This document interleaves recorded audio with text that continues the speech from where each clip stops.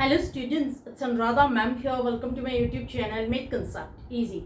आज के video lecture में क्लास 12 मैक्रो इकोनॉमिक्स को कंटिन्यू करते हुए मैं आपको एक्सप्लेन करूंगी credit creation by commercial bank. Last video lecture में मैंने आपको एक्सप्लेन किए थे functions of commercial bank. Hopefully आपने फंक्शंस देख लिए होंगे। अगर नहीं देखे हैं तो लिंक आपको मैं डिस्क्रिप्शन बॉक्स में दे दूंगी, क्योंकि बहुत इंपॉर्टेंट है functions of commercial bank examination point of view के लिए। आज जो टॉपिक मैं एक्सप्लेन करने जा रही हूँ ये तो आपके सीबीएसई एग्जाम में जरूरी पूछा जाता है। तो मोस्ट इंपॉर्टेंट टॉपिक है credit creation by commercial bank. देखो, जो कमर्शियल बैंक होते हैं वो पब्लिक से कैश डिपॉजिट एक्सेप्ट करते हैं और डिपॉजिट की अमाउंट को पब्लिक को लोन देने के लिए यूज करते हैं, लेकिन होल अमाउंट को, एंटायर अमाउंट को वो लैंडिंग पर्पस के लिए यूज नहीं कर सकते। बैंक के लिए ये लीगली कंपलसरी होता है कि मिनिमम फ्रैक्शन ऑफ डिपॉजिट को एज रिजर्व रखेगा, जिसे हम कहते हैं लीगल रिजर्व रेशियो। ये लीगल रिजर्व रेशियो फिक्स किया जाता है सेंट्रल बैंक के द्वारा।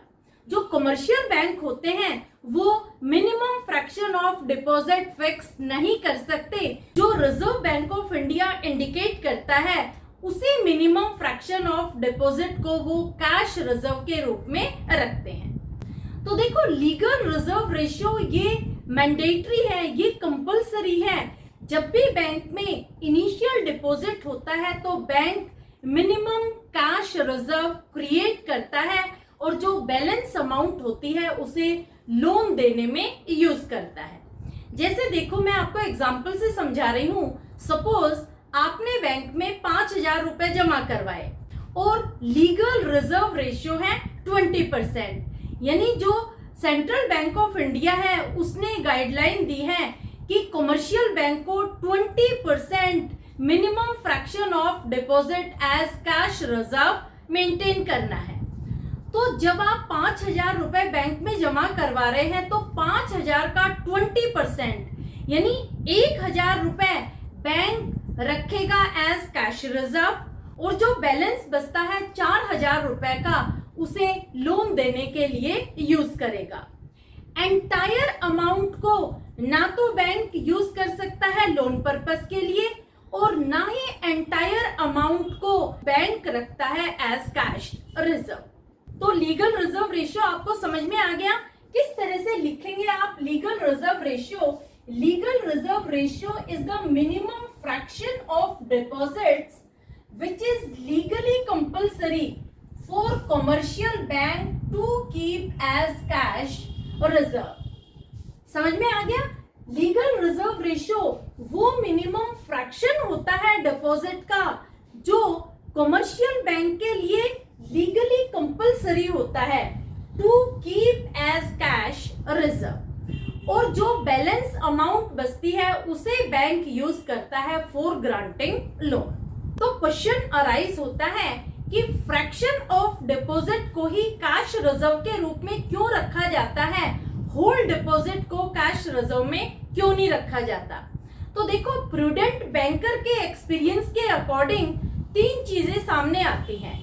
पहली चीज क्या है कि सारे डिपॉजिटर एक दिन में एक ही समय पर विड्रॉल के लिए नहीं आएंगे। दूसरा पॉइंट, सारे डिपॉजिटर कभी भी एंटायर अमाउंट वन गो में विड्रॉ नहीं करेंगे। तीसरा पॉइंट, बैंक में नए डिपॉजिट का कांस्टेंट फ्लो होता है।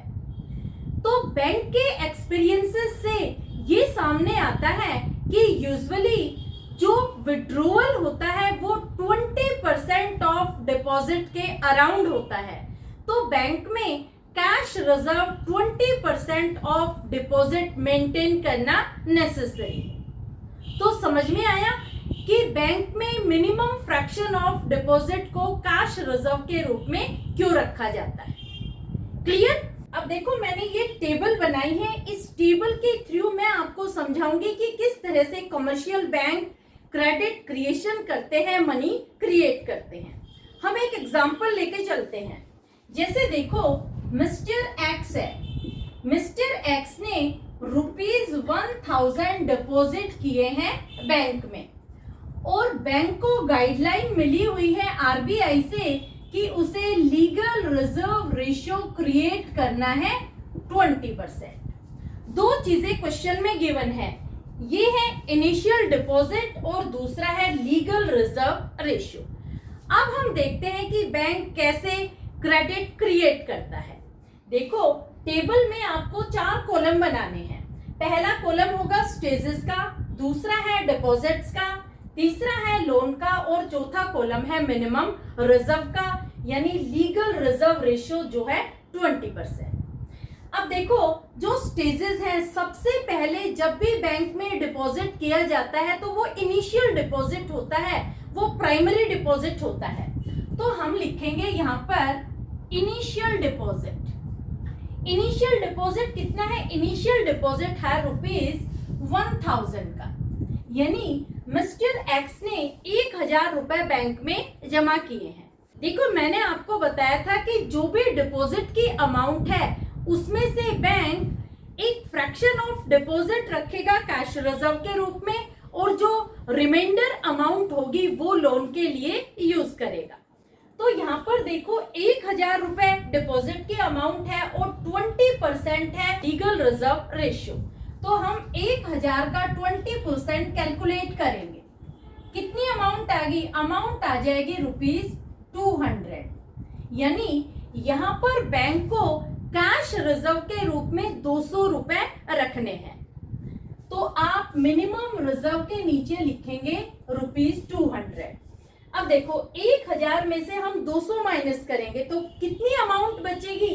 800 रुपए, यानी 800 रुपए के लिए बैंक फ्री है लेंडिंग पर्पस के लिए। 800 रुपए का बैंक लोन दे सकता है। 1000 रुपए का जो डिपॉजिट था उसमें से बैंक 200 रुपए तो अपने पास रखेगा और 800 रुपए लोन पर्पस के लिए यूज करेगा। ये इनिशियल स्टेज आपको समझ में आ गई। अब देखो, एक पर्सन है मिस्टर वाई, वो लोन की डिमांड करता है बैंक से 800 रुपए की। तो बैंक क्या करता है कि मिस्टर वाई को 800 रुपए एज लोन ग्रांट कर देता है।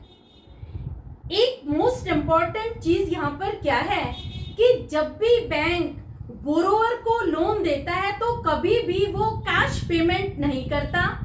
बोरोवर का डिमांड डिपॉजिट अकाउंट ओपन करता है और उसके अकाउंट में जो लोन की अमाउंट होती है उसे डिपॉजिट कर देता है। अब देखो, बैंक क्या करता है कि जो ये 800 रुपए हैं, इन्हें वाई के डिमांड डिपॉजिट अकाउंट में डिपॉजिट कर देता है। कभी भी लोन की अमाउंट की कैश पेमेंट नहीं होती, उसे हमेशा बैंक अकाउंट में डिपॉजिट किया जाता है। जो बोरोवर है वो अपनी मर्जी से जब चाहे अमाउंट विड्रॉ कर सकता है। तो देखो, यहाँ पर बैंक के पास नया डिपॉजिट आ गया 800 रुपए का। ये 800 रुपए है first stage of credit creation. यहाँ पर बैंक के पास नया डिपॉजिट आ गया 800 रुपए का। अब बैंक क्या करेगा कि 800 रुपए का 20% कैश रिजर्व क्रिएट करेगा और जो रिमाइंडर अमाउंट होगी उसे लोन देने में यूज करेगा। तो हम कैलकुलेट करते हैं 800 का 20%, कितना आ जाएगा? 160 रुपए। तो ये 160 रुपए बैंक अपने पास एज कैश रिजर्व रख रहा है और जो बैलेंस अमाउंट है, जो रिमाइंडर अमाउंट है, उसे लोन देने में यूज करेगा। तो 800 में से आप 160 जब माइनस करेंगे तो रिमाइंडर अमाउंट आएगी 640 रुपए। समझ में आया? अब बैंक 640 रुपए लोन के रूप में यूज कर सकता है, यानी वो पब्लिक को 640 का लोन दे सकता है। वो 800 का लोन नहीं देगा क्योंकि 160 रुपए का उसने कैश रिजर्व जनरेट कर लिया। क्लियर?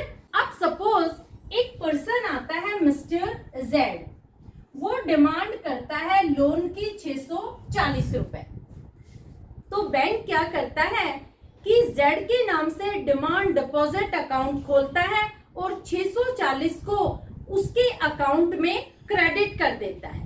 तो देखो यहाँ पर बैंक क्या करेगा, 640 रुपए के लिए जेड का डिमांड डिपॉजिट अकाउंट खोलेगा और 640 उसके खाते में जमा करेगा। तो यहाँ पर बैंक के पास 640 का नया डिपॉजिट आ गया। ये है second round of credit creation. अब देखो, अब बैंक फिर 640 पर 20% कैश रिजर्व रखेगा और जो रिमाइंडर अमाउंट होगी वो लोन के लिए यूज करेगा। तो 640 का हम 20% कैलकुलेट करेंगे तो अमाउंट आएगी ₹128।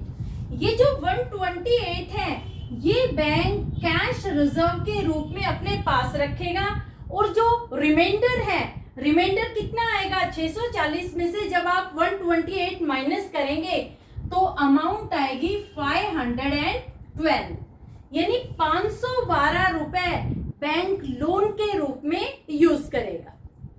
समझ में आया? तो इस तरह से ये प्रोसेस कंटिन्यू रहता है, ये चलता ही रहता है। कब तक चलेगा?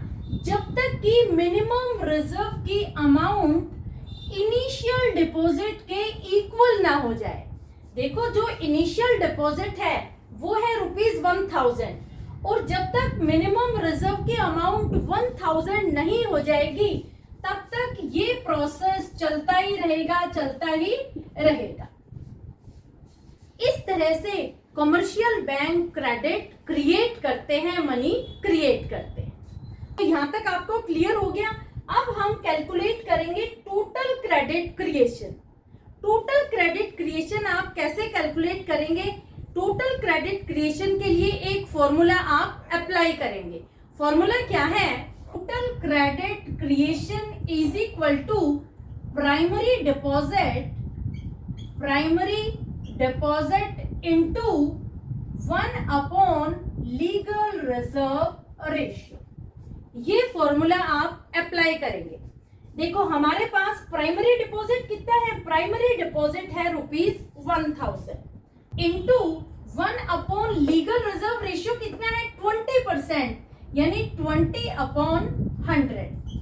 20/100 को हम रेसिप्रोकल कर देंगे तो आप कैसे लिखेंगे? 1000 इंटू 100/20।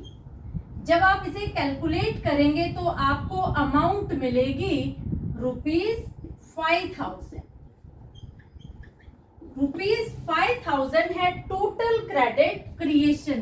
यहां पर आप लिखेंगे ₹5000। 5000 में से आप 1000 माइनस करेंगे तो यहाँ टोटल लोन की अमाउंट आएगी जो है ₹4000। तो इस तरह से कमर्शियल बैंक क्रेडिट क्रिएशन करते हैं। क्रेडिट क्रिएशन से रिलेटेड जरूर आपके एग्जाम में क्वेश्चन आता है, प्रैक्टिकल क्वेश्चन आता है। या तो आपको टोटल क्रेडिट क्रिएशन पूछेंगे, या आपसे वैल्यू ऑफ मनी मल्टीप्लायर पूछेंगे, या आपसे प्राइमरी डिपॉजिट कैलकुलेट करना पूछेंगे, या आपसे लीगल रिजर्व रेशियो कैलकुलेट करना पूछेंगे। इन चारों में से एक क्वेश्चन जरूर आपके एग्जाम में पूछा जाएगा। वैल्यू ऑफ मनी मल्टीप्लायर आप कैसे कैलकुलेट करेंगे? वैल्यू ऑफ मनी मल्टीप्लायर का भी फॉर्मूला होता है। Money multiplier is equal to 1/LRR। देखो, यहाँ पर LRR कितना है? 20%, तो 1/20/100। इसे रेसिप्रोकल करेंगे तो 100/20 इज इक्वल टू 5। इस क्वेश्चन में वैल्यू ऑफ मनी मल्टीप्लायर है 5। क्लियर? अब देखो, टोटल क्रेडिट क्रिएशन को फाइंड आउट करने के लिए एक और इजीएस्ट मेथड बता रही हूं। अगर आपको मनी मल्टीप्लायर पता है तो आप क्या करना, इनिशियल डिपॉजिट से मनी मल्टीप्लायर को मल्टीप्लाई कर देना तो आपको मिल जाएगा टोटल क्रेडिट क्रिएशन। जैसे देखो, क्वेश्चन में 1000 है इनिशियल डिपॉजिट, 1000 को आप मनी मल्टीप्लायर से मल्टीप्लाई कर रहे हैं तो आपको अमाउंट मिल जाएगी टोटल क्रेडिट क्रिएशन की, जो है ₹5000। तो आपको समझ में आ गया होगा कि किस तरह से कमर्शियल बैंक क्रेडिट क्रिएट करते हैं, मनी क्रिएट करते हैं। नेक्स्ट वीडियो लेक्चर में इससे रिलेटेड मैं आपको 3-4 क्वेश्चन समझाऊंगी। डेफिनेटली आपके फाइनल एग्जाम में क्वेश्चन पूछे जाएंगे। होपफुली आपको पूरा वीडियो लेक्चर समझ में आ गया होगा। फिर भी किसी तरह की कोई क्वेरी हो तो feel free to comment in comment box. एक इम्पॉर्टेंट चीज और बता रही हूँ कि नए सेशन के लिए मैं अकाउंटेंसी के वीडियोस भी अपलोड कर रही हूँ। आप YouTube पर सर्च करना, मेरा चैनल है मेक कंसेप्ट इजी, आपको अकाउंटेंसी के वीडियोस भी मिल जाएंगे। तो अकाउंटेंसी भी आपको अच्छे से समझ में आ जाएगी और इकोनॉमिक्स भी अच्छे से समझ में आ जाएगी। तो CBSE में होपफुली आप बहुत अच्छा स्कोर करेंगे। Thank you so much.